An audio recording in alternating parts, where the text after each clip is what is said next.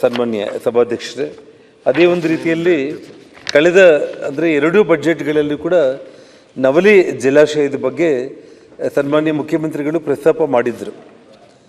ಕಳೆದ ವರ್ಷ ಬಜೆಟಲ್ಲಿ 1000 ಕೋಟಿ ಹಣವನ್ನು ಕೂಡ ಅದಕ್ಕೆ ಘೋಷಣೆ ಮಾಡೋದ್ರ ಮೂಲಕ ಅದನ್ನು ನಾವು ಅನುಷ್ಠಾನಗೊಳಿಸ್ತೀವಿ ಅಂತೇಳಿ ಸನ್ಮಾನ್ಯ ಮುಖ್ಯಮಂತ್ರಿಗಳು ಹೇಳಿದರು. ಆದರೆ ಈ ಬಜೆಟಲ್ಲಿ ನವಲಿ ಜಲಾಶಯನೇ ಆ ಪದನೇ ಕಾಣಿಸ್ತಾ ಇಲ್ಲ.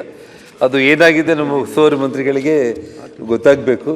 ಅದು ಟೆಕ್ನಿಕಲ್ ಇಶ್ಯೂಸು ಇರುತ್ತೆ, ಇಲ್ಲಂತ ನಾನು ಹೇಳಲ್ಲ. ನಾನು ಖಂಡಿತವಾಗ್ಲೂ ಕೂಡ ಶಿವರಾಜ್ ಸಂಗಟಿಗೆ ಅವರು, ಮುಖ್ಯಮಂತ್ರಿಗಳು ಡಿ ಕೆ ಶಿವಕುಮಾರ್ ಅವರು ಆಂಧ್ರ ಮತ್ತು ತೆಲಂಗಾಣ ರಾಜ್ಯದ ಜೊತೆ ಮಾತಾಡಿ ಆದಷ್ಟು ಬೇಗನೆ, ಯಾಕಂದರೆ ನಮ್ಮ 4 ಜಿಲ್ಲೆಗಳಿಗೆ ಅಂದರೆ ರಾಯಚೂರು, ಕೊಪ್ಪಳ, ವಿಜಯನಗರ, ಬಳ್ಳಾರಿಗೆ ಕುಡಿಯೋ ನೀರು ಜೊತೆಗೆ ಇವತ್ತು ಬೇಸಾಯಕ್ಕೆ ಕೂಡ ಉಪಯೋಗ ಆಗುವಂಥ ಒಂದು ಅತ್ಯಂತ ಅದ್ಭುತವಾದಂಥ ಒಳ್ಳೆಯ ಕೆಲಸ ಅಂದರೆ ಅದು ನವಲಿ ಜಲಾಶಯ ನಿರ್ಮಾಣ.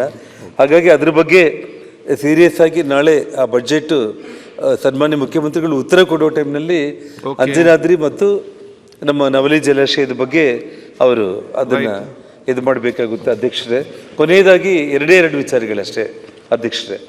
ನೋಡಿ, ಇವತ್ತು ನಮ್ಮ ಕಲ್ಯಾಣ ಕರ್ನಾಟಕ ರಾಜ್ಯ ಕೈಗಾರಿಕಾ ಭದ್ರತಾ ಪಡೆ ಅಂತೇಳಿ ಇವತ್ತು ನಮ್ಮ KSISF ಅಂತೇಳಿ ಮಾಡಿದ್ದಾರೆ.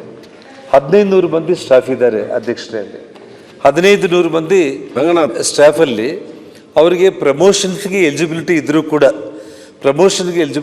ಕೂಡ ಪ್ರಮೋಷನ್ಗಳು ಸಿಗ್ತಾ ಇಲ್ಲ.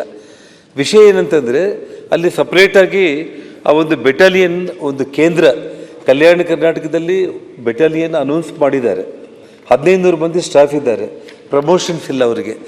ಎಲ್ಲ ಮೈಸೂರು, ಬೆಂಗಳೂರು ಈ ಭಾಗದಲ್ಲಿರುವಂಥ ಆ ಭದ್ರತಾ ಸಿಬ್ಬಂದಿಗೆಲ್ಲ ಕೂಡ ಪ್ರಮೋಷನ್ ಸಿಗ್ತಾ ಇದೆ. ಅಲ್ಲಿರೋರಿಗೆ ಯಾಕೆ ಸಿಗ್ತಾ ಇಲ್ಲ ಅಂತಂದರೆ ಅವ್ರಿಗೆ ಸಪ್ರೇಟು ಒಂದು ಕೇಂದ್ರ ಸ್ಥಾನವನ್ನು ಕಲ್ಯಾಣ ಕರ್ನಾಟಕದಲ್ಲಿ ಸ್ಥಾಪನೆ ಮಾಡಿದರೆ ಮಾತ್ರ ಅವರಿಗೆ ಪ್ರಮೋಷನ್ಸ್ಗೆ ಎಲಿಜಿಬಿಲಿಟಿ ಬರುತ್ತೆ. ಇವತ್ತು ನಾವು ಕಲ್ಯಾಣ ಕರ್ನಾಟಕ ಭಾಗದ ಜನರನ್ನು ಅಭಿವೃದ್ಧಿ ಮಾಡಬೇಕು ಅಂತೇಳಿ ಎಷ್ಟೆಷ್ಟೋ ಸ್ಕೀಮ್ಗಳು ನಾವು ತೊಗೊಂಡು ಬರ್ತಾ ಇದ್ದೀವಿ. ಆದರೆ ಅಲ್ಲಿರುವಂಥ ಕಾನ್ಸ್ಟೇಬಲ್ ಆಗಿ, ಹೆಡ್ ಕಾನ್ಸ್ಟೇಬಲ್ ಆಗಿ, SI ಆಗಿ ಸುಮಾರು ವರ್ಷಗಳಿಂದ ಪ್ರಮೋಷನ್ಸ್ ಇಲ್ಲದೇ ತುಂಬ ಅವರು ನೋವು ಪಟ್ಕೊಳ್ತಾ ಇದ್ದಾರೆ. ದಯಮಾಡಿ ಸರ್ಕಾರ ಅಲ್ಲಿ ಇವತ್ತು ನಮ್ಮ ಯಾವುದೇ ಒಂದು ಕಲ್ಯಾಣ ಕರ್ನಾಟಕದಲ್ಲಿ ಯಾವುದೇ ಒಂದು ಸೆಂಟ್ರ್ ಪಾಯಿಂಟ್ ತಗೊಂಡು ಇವತ್ತಿಲ್ಲಿ ನಮ್ಮ ಪ್ರಿಯಾಂಕಾ ಖರ್ಗೆ ಕೂಡ ಇದ್ದಾರೆ. ದಯಮಾಡಿ ಈ ವಿಷಯ ಗಂಭೀರವಾಗಿ ತಗೊಳ್ಳಿ. ಯಾಕೆಂದರೆ ಒಂದು ಭದ್ರತಾ ಪಡೆಯ ಬೆಟಾಲಿಯನ್ ಕೇಂದ್ರ ಸ್ಥಾನವನ್ನು ನಾವಲ್ಲಿ ಸ್ಥಾಪನೆ ಮಾಡಿದರೆ ಮಾತ್ರ ಅವರು ಪ್ರಮೋಷನ್ಸ್ಗೆ ಎಲಿಜಿಬಿಲಿಟಿ ಆಗ್ತಾರೆ. ಹಾಗಾಗಿ ಇದೊಂದು ವಿಷಯ, ಇದು ಅದನ್ನು ತಾವು ಮಾಡಬೇಕಂತೇಳಿ ಕೇಳ್ತಾ, ಕೊನೆಯದಾಗಿ ಅಧ್ಯಕ್ಷರೇ, ಇವತ್ತು 4 ಲಕ್ಷ ಕೋಟಿ ಬಜೆಟ್ ನಾವು ಪ್ರಸ್ತಾಪ ಮಾಡಿದ್ದೀವಿ. ಆದರೆ ನಾನಿವತ್ತು ನಿಮಗೆ ಪ್ರಸ್ತಾಪ ಮಾಡ್ತಾ ಇರೋದು ಕೇವಲ ಲಕ್ಷಗಳು ಖರ್ಚಾಗುವಂಥ ಒಂದು ವಿಚಾರ. ಇವತ್ತು ಇಡೀ ಕರ್ನಾಟಕ ರಾಜ್ಯದಲ್ಲಿ ಪ್ರತಿ ಜಿಲ್ಲೆಯಲ್ಲೂ ಕೂಡ ಇವತ್ತು ಜಿಲ್ಲಾ ವಿಕಲಚೇತನರ ಪುನರ್ವಸತಿ ಕೇಂದ್ರಗಳಂತೇಳಿ ಇದೆ. ಅಂದರೆ ಈ ನಿರ್ಗತಿಕರಿಗೆ, ನಿಸ್ಸಹಾಯಕರಿಗೆ, ಬುದ್ಧಿಮಾಂದ್ಯ ಮಕ್ಕಳಿಗೆ, ಇಂಥವ್ರೆಲ್ಲರಿಗೂ ಕೂಡ ಸೇವೆ ಮಾಡುವಂಥ ಇವತ್ತು ಅಲ್ಲಿರುವಂಥ ಟೀಚರ್ಸು, ಆ ಇನ್ಸ್ಟಿಟ್ಯೂಷನ್ಗಳಿಗೆ ಸ್ಯಾಲ್ರಿ ಇವತ್ತು ಸುಮಾರು ಹೆಚ್ಚು ಕಡಿಮೆ 10 ವರ್ಷಗಳಿಂದ ಕೂಡ ಇನ್ಕ್ರೀಸ್ ಆಗಿಲ್ಲ.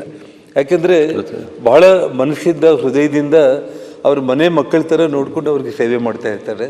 ಹಾಗಾಗಿ ಆ ಟೀಚರ್ಗಳಿಗೆ, ಆ ಇನ್ಸ್ಟಿಟ್ಯೂಷನ್ಗಳಿಗೆ ಸ್ಯಾಲ್ರಿ ಇನ್ಕ್ರೀಸ್ ಮಾಡೋದಕ್ಕೆ ಸರ್ಕಾರ ಒಂದು ಯೋಚನೆ ಮಾಡಿ ತಕ್ಷಣ ಅದನ್ನು ಎಲ್ಲ ಅವ್ರ ಹತ್ರ ಕಂಪ್ಲೀಟ್ ರೆಡಿಯಾಗಿದೆ.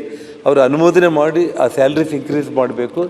ಜೊತೆಗೆ ಅಂಗವಿಕಲರ ವೇತನಗಳೇನಿದೆಯಲ್ಲ ಅದು ಇದುವರೆಗೂ ಕೂಡ ಸುಮಾರು ವರ್ಷಗಳಿಂದ ಅವರ ಪೆನ್ಷನ್ ಸ್ಕೀಮ್ಸ್ ಏನಿದೆ ಹಳೆಯದು ಅದು ಹಾಗೆ ಕಂಟಿನ್ಯೂ ಆಗ್ತಾ ಇದೆ.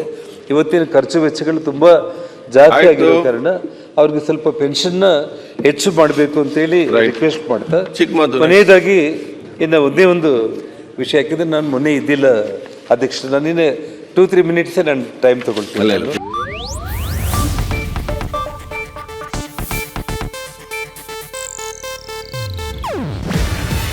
ಇದು ಏಷ್ಯಾನೆಟ್ ನ್ಯೂಸ್ ನೆಟ್ವರ್ಕ್ ಪ್ರಸ್ತುತಿ.